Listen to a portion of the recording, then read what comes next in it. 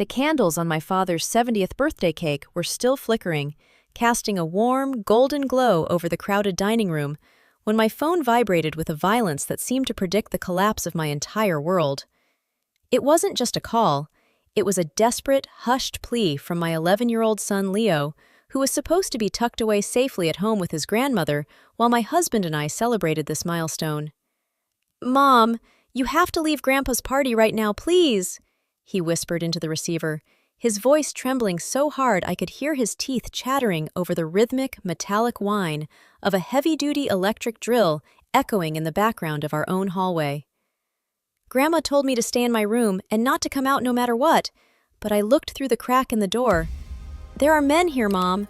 They're changing the locks on the front door, and Grandma is handing them my Lego boxes and your jewelry chest." The champagne glass in my hand suddenly felt like a lead weight, and the jubilant laughter of my relatives faded into a dull, underwater roar. I looked across the table at my husband Mark, expecting to see the same confusion and alarm reflected in his eyes. But instead, I found something far more terrifying: a calculated, sickly pale stillness. He wasn't surprised.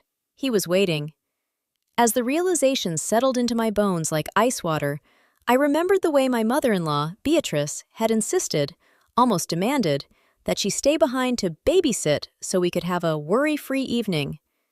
That single phone call from my son didn't just interrupt a party, it ripped the veil off a conspiracy that had been simmering under my own roof for months, turning the very walls I had painted and the floors I had polished into a fortress I was currently being locked out of. To understand how a grandmother could systematically evict her own daughter-in-law while she was singing happy birthday to her father, you have to understand what that house meant to me. It wasn't just real estate. It was a sanctuary of cedar and stone, a grand Victorian lady that had belonged to my great-aunt Martha.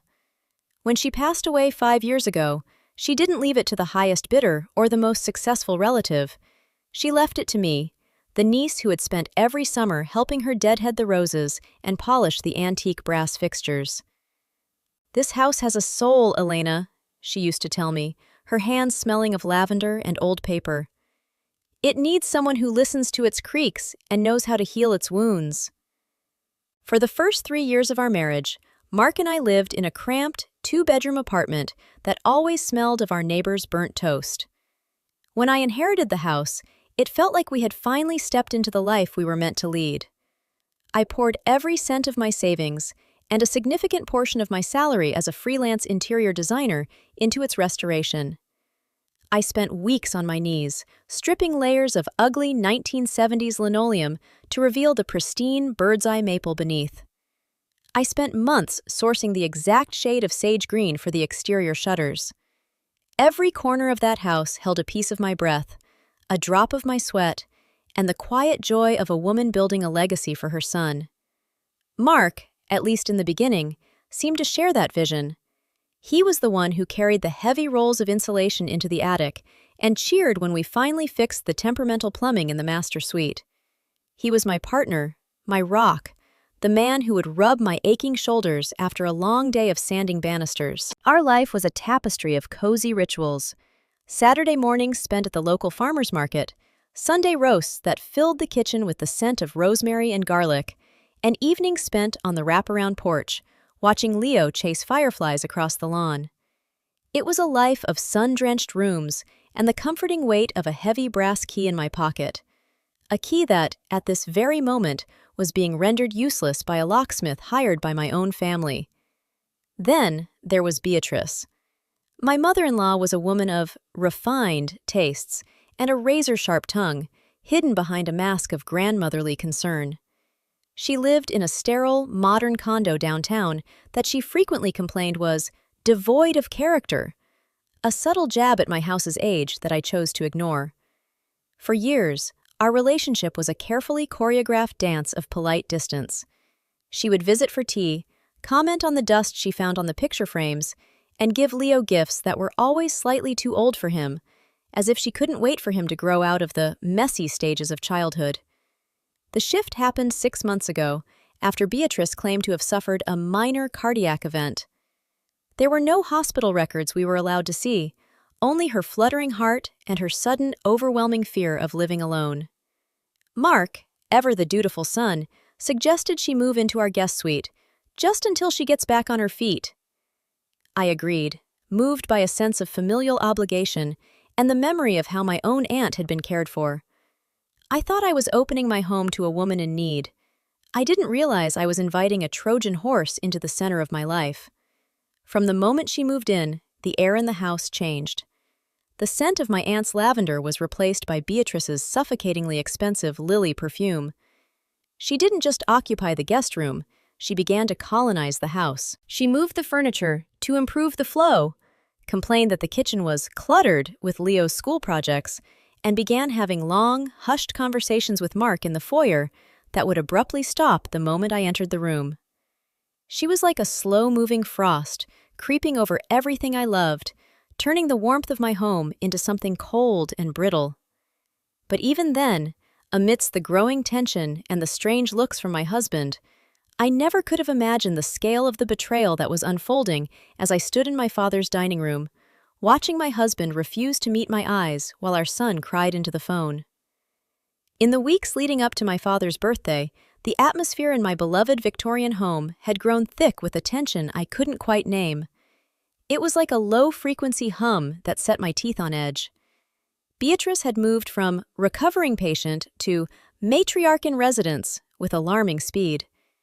It started with the subtle interrogations during breakfast.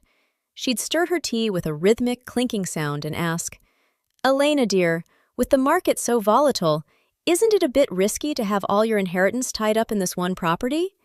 A trust would be so much more secure." When I told her the house was my legacy and I had no intention of changing its legal status, she would just exchange a long, inscrutable look with Mark. Mark, once my most vocal supporter, had become a ghost in his own home. He stopped asking me about my design projects. He started taking calls in the garage, his voice a low, frantic murmur that cut off the second he heard the heavy thud of the mudroom door. When I tried to touch his shoulder, he'd flinch, muttering something about a stressful quarter at the firm. I told myself I was being paranoid. I told myself that the stress of his mother's health and his demanding job was just taking a toll. But the cracks were widening, and the light coming through them was cold. The first real warning bell rang on a Tuesday afternoon. I was looking for a stapler in Mark's home office, a room that used to be our shared library, when I saw a thick manila envelope from Sterling & Associates, Real Estate Law. It was addressed to both Mark and Beatrice. My name was nowhere on it. My heart gave a strange, fluttering kick against my ribs. Why would my husband and his mother be receiving legal documents regarding real estate? We didn't own any property together other than— No, this house was mine. It was Aunt Martha's gift to me. When I asked Mark about it that night, he didn't even look up from his phone. "It's just some estate planning for Mom, Elle. She's worried about her condo and her future medical costs. Don't make it into a federal case." His voice was flat, devoid of its usual warmth, and for the first time in 10 years, I felt like I was sleeping next to a stranger. The point of no return, the moment my life fractured into before and after, happened exactly 36 hours before my father's party. Mark had gone to the gym, or so he said, and had forgotten his laptop on the kitchen island. It was still awake, the screen glowing in the dim twilight of the kitchen. A notification popped up, a new email from Beatrice. The subject line was 3 words that made the blood drain from my face. The notary's signature. My fingers felt like lead as I reached for the trackpad. I knew I shouldn't look, but a primal instinct, a desperate need for survival, overrode my sense of privacy. I opened the attachment. It was a scanned copy of a quitclaim deed for my house. My breath hitched. There, at the bottom of the page, was my signature. It looked like mine, the elegant loop of the E, the sharp cross of the T, but I knew I had never signed it. Beneath it was Mark's signature, and below that, a notary seal from a county 3 hours away. The document effectively transferred the entirety of the property to a private holding company, B&M Heritage Holdings. The world didn't just tilt, it inverted. A wave of physical nausea rolled over me so violently, I had to grab the edge of the granite countertop to keep from collapsing. My vision blurred, tunneling down until all I could see was that forged signature. My lungs felt like they had been filled with wet sand. Every breath was a labored, scraping effort. I felt a cold sweat break out across my forehead, and my hands shook with such intensity that I nearly knocked the laptop onto the floor. This wasn't a mistake. This wasn't estate planning. This was a calculated, cold-blooded theft of my life's work and my son's future. I heard the garage door groan open. Mark was home. Panic, sharp and electric, surged through me. I didn't have time to confront him, not yet. I didn't have the evidence I needed to prove the forgery, and I knew that if I showed my hand now, they would vanish the original documents before I could blink. I snapped the laptop shut, my heart hammering against my sternum like a trapped bird. I retreated to the shadows of the pantry, my ears ringing, listening to the casual, rhythmic sound of my husband's footsteps. He was whistling. The man who had just helped his mother steal my home was whistling a jaunty tune as he walked into the kitchen to pour himself a glass of water. I spent the next day in a trance of forced normalcy, a mask of composure that felt like it was made of glass and ready to shatter at any second. I went to the florist, I picked up the cake, I smiled at my father. I was waiting for the right moment, for the piece of the puzzle that would tell me why they were doing this. I thought I had time. I thought I could play the long game. I didn't realize that the long game was already over. As I stood at the birthday party, frozen by Leo's terrified whisper on the phone, I realized that the forged deed wasn't the end. It was just the permission slip they needed. While I was celebrating my father's life, Beatrice was dismantling mine.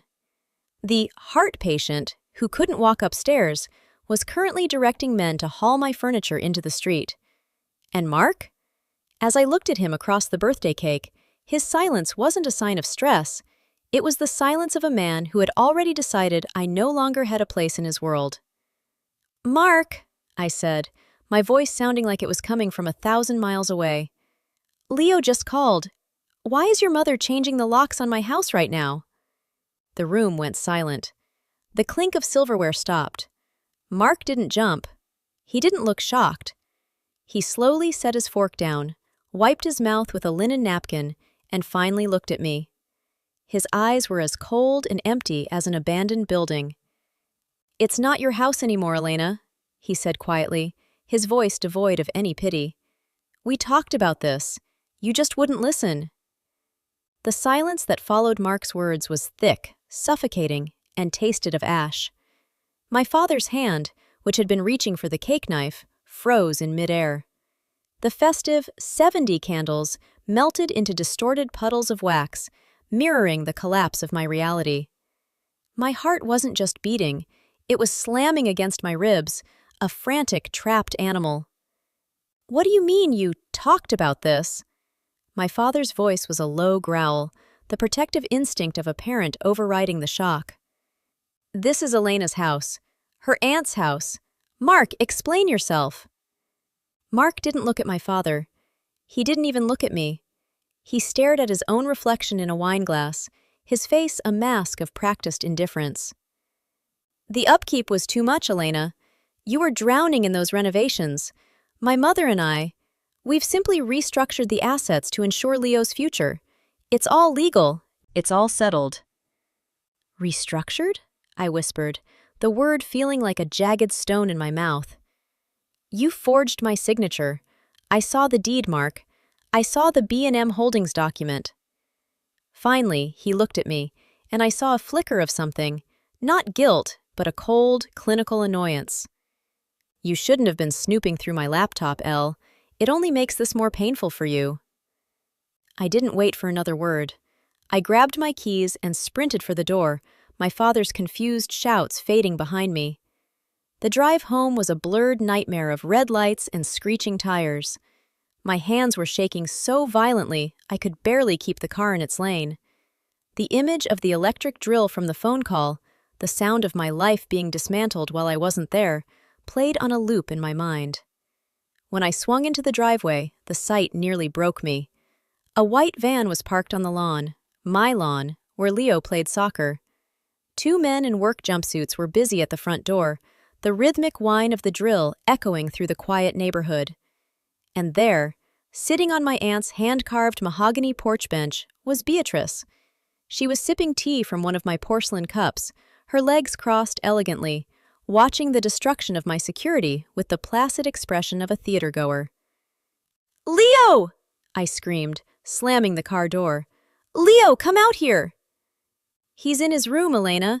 Don't be hysterical," Beatrice said, her voice smooth as silk and twice as deadly. She didn't even stand up. "He's a child. He doesn't need to see his mother lose her composure." "Get off my porch," I said, my voice trembling with a rage so hot it felt like it was blistering my skin. "Get these men away from my door, or I am calling the police this second."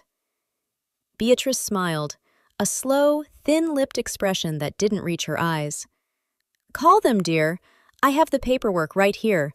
I am the legal representative of the holding company that now owns this property. You, unfortunately, are merely a guest who has overstayed her welcome. And since you've been so emotionally volatile lately, Mark and I agreed it was best to secure the premises immediately." The first twist hit me like a physical blow. Emotionally volatile? "The therapist notes, Elena," she continued, pulling a folder from beside her. My stomach did a slow, sickening roll. I had seen a therapist a year ago to deal with the grief of my aunt's death. Mark had encouraged it. "Mark was kind enough to share your difficulties with me. We have quite a record of your instability. It's why we've already filed for temporary emergency custody of Leo. We can't have him living in an environment with someone who makes up stories about forgeries and conspiracies." The world tilted. They hadn't just stolen the house. They were using my grief as a weapon to steal my son. Just then, Mark's car pulled in behind mine. He stepped out, looking tired, as if he were the victim in this scenario. He walked up the stairs and stood behind his mother's shoulder, his presence a silent endorsement of her cruelty. "Mark, tell her," I pleaded, my voice breaking. "Tell her you forged that deed. Tell her we can fix this." Mark looked at his shoes. He wouldn't meet my eyes. He wouldn't speak. He just stood there, a hollow shell of the man I thought I loved, letting his mother do the dirty work. "The house is gone, Elena," Beatrice said, leaning forward. "And the money you thought was in your savings? The renovation fund for the kitchen? Mark needed that for a very important investment that, unfortunately, didn't pan out. He used the power of attorney you gave him when you were too depressed to handle the bills." That was the second twist. My savings, the $80,000 I had set aside for the final phase of the house, was gone. "You're monsters," I whispered. "We're family," Beatrice corrected, her eyes gleaming. "And we're doing what's necessary. Now, the men have finished. The locks are changed. Your suitcases are in the trunk of your car. Leo will stay here with us for the night while you find suitable accommodations." I looked at the window of Leo's bedroom. I could see his small face pressed against the glass, his eyes wide with terror. I looked at Mark, waiting for a spark of humanity, a shred of the father he was supposed to be. "Mark?" I asked, one last time. "Are you really going to let her do this? To me? To our son?" Mark finally looked up. His eyes were dead. "It's for the best, Elena. You're just too much to handle. My mother is right. You need help, and we need the house." He didn't move to help me. He didn't even flinch when Beatrice handed him a new set of keys, my keys, and he slid them into his pocket. The silence of my husband was the loudest sound I had ever heard. It was the sound of a 10-year marriage being incinerated. I stood there on the sidewalk, locked out of my own life, watching the lights go on inside my house. I could hear the men driving away. I could hear Beatrice telling Mark to go inside and check on the poor boy. I was alone in the dark, my bank account empty, my reputation under attack, and my son a prisoner in a house that had been turned into a cage. But as the front door clicked shut, something inside me changed. The shaking stopped. The nausea vanished. In its place came a cold, crystalline clarity. They thought I was broken. They thought I was the unstable woman they had spent months trying to create. They forgot one thing. I didn't just love this house. I built it. I knew every loose floorboard, every hidden pipe, and every dark corner of its history. And if they wanted a war, I was going to give them one they wouldn't survive. The cold night air should have made me shiver, but instead, it felt like a clarifying tonic. Standing on the sidewalk, watching the silhouette of my own husband through the curtains of the home he had just stolen, the hysterical woman Beatrice wanted me to be died a quiet death. In her place, someone new stood up, someone who had spent years restoring every inch of that house and knew its bones better than they ever would. A slow, icy heat began to radiate from my chest. My mind, previously a fog of grief, suddenly sharpened into a weapon. They had planned this for months, but they had made one fatal mistake. They underestimated how much I knew about the very walls they were hiding behind. I didn't drive to a hotel. I drove back to my father's house. He was waiting on the porch, his face etched with a mixture of fury and heartbreak. "Elena, thank God," he said, rushing to the car. "I've already called my attorney. We'll fight this. We'll sue them into the ground." "No, Dad," I said, stepping out of the car. My voice was different, lower, steadier. "A lawsuit takes years. They're trying to traumatize Leo and starve me out now. We're not just going to sue them, we're going to dismantle them." I spent the next 48 hours in a state of hyper-focused activity. I didn't cry once.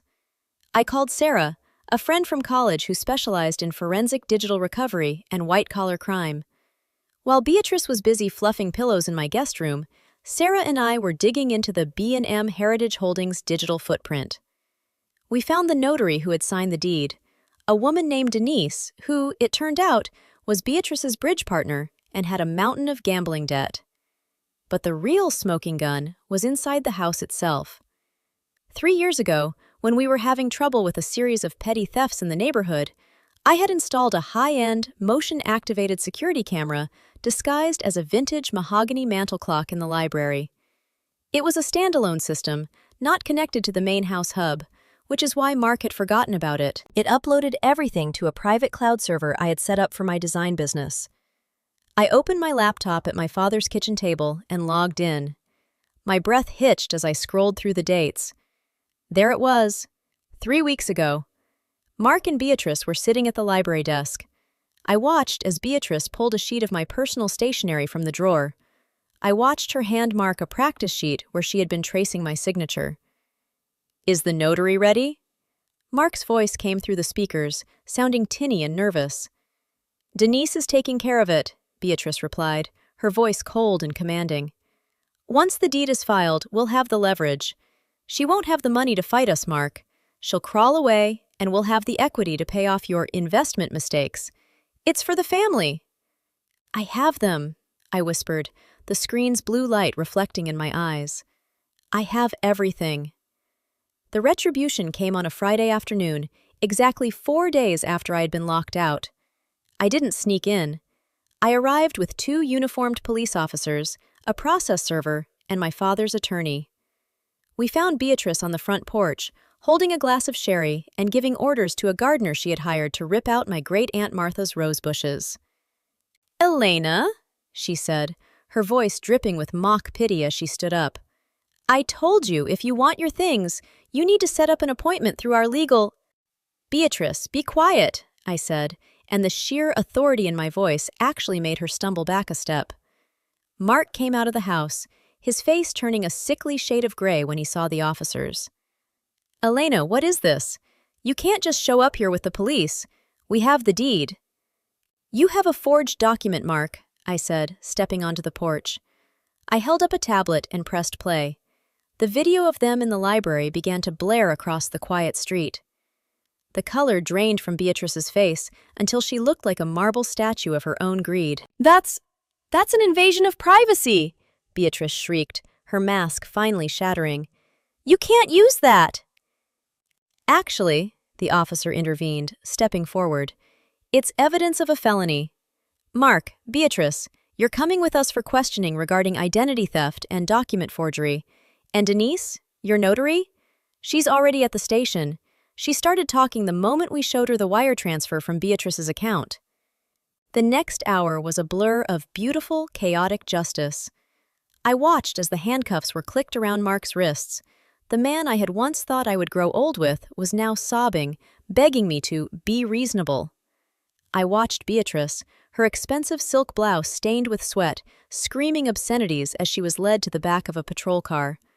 The neighbors, the same ones she had tried to charm days earlier, stood on their lawns and watched in grim silence. I walked into the house and found Leo in the kitchen. He ran into my arms, sobbing with relief. "I knew you'd come back, Mom. I knew it!" "I never left, baby," I whispered into his hair. "I was just getting our keys back." 6 months later, the house felt different. The scent of Beatrice's lily perfume had long since been scrubbed away, replaced by the honest smells of lemon wax and fresh-baked bread. Mark was serving a 3-year sentence for his role in the fraud, and Beatrice had been forced to sell her condo to pay for the legal fees and the massive civil judgment I had won against her.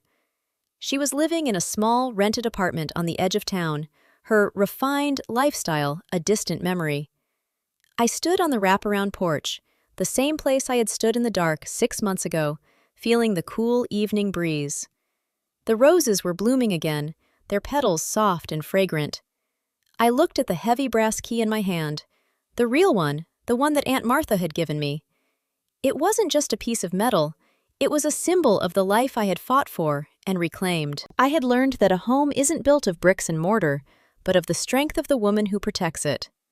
I walked inside, the floorboards creaking a familiar, welcoming greeting under my feet. I closed the door and turned the deadbolt, knowing that this time, the only people inside were the ones who truly belonged there. Some people build houses to show off their power, but I realized that the greatest power of all is knowing exactly which doors to lock and which ones to keep wide open for the light.